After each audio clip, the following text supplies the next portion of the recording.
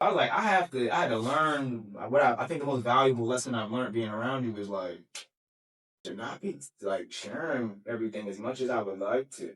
It's not always meant for me to share. And I've seen a great deal of like, just personal development and mind you, I kind of like still did it a lot, but a lot less than I did. You know what I mean? Like if you'd have called me before, I would have shared 100 ideas.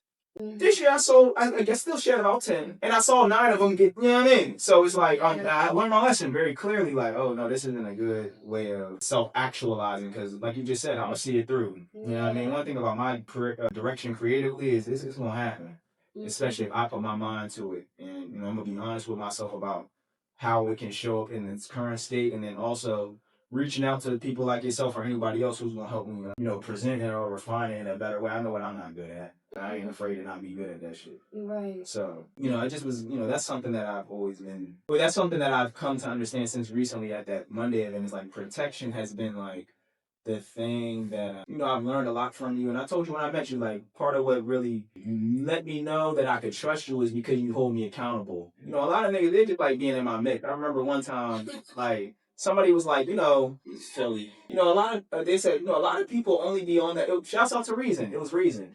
He's like, bro, a lot of people just be on that Black Power shit when they're around you. You know what I'm saying? Niggas don't really be caring about that.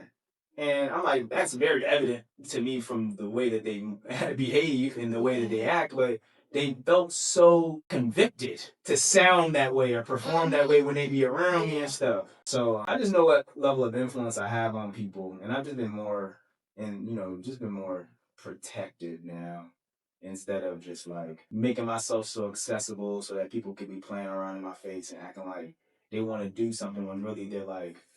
And Sheen said it to me the other day. Shouts out to Sheen. The reason he protects me and the reason, I need to be protected is there's a lot of people, and Reason also said this to me. A lot of people who care about me, the only ones who say this, he said, Reason said it this way. He said, people are just waiting for you to like get to Universal or Warner Brothers. They're just waiting for you to strike that deal so they can be like, yup, and TJ had all my intellectual property. So like, I'm going, he's my ticket to get to where I'm not willing to do the work to go. Right. And then Sheen said the same thing. He said, like verbatim, he like, because what's not gonna happen is when it finally works out, everybody gonna try and pop out and act like they was your friend because they bought a hat or because they watched the video or something or they said your name. It's like we're not doing that. And so even yourself like witnessing it in real time because I know that they care about me, but they've never needed to on that in real time. So that I had just witnessed you like act on protecting me in real time. And I'm like, well, dang, I was letting them get off on me. You know what I'm saying?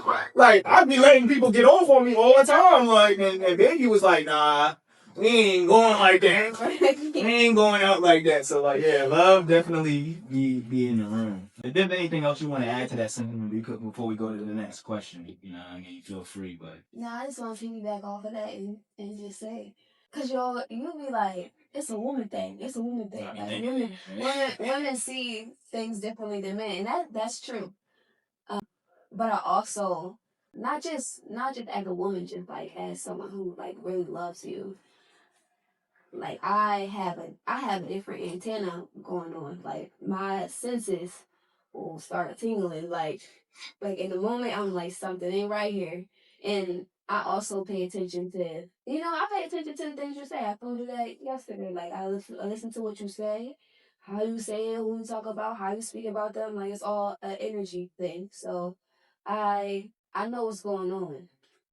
And like I thank you for allowing me to protect you, and cause you could just be like, I got this, like, I don't need you to do this, but you allow me to take up space in your world in that way. So I appreciate you for doing that and allowing me to do that, cause that's also love too, and that also helps me continue to show up in the way that I show up my day to day.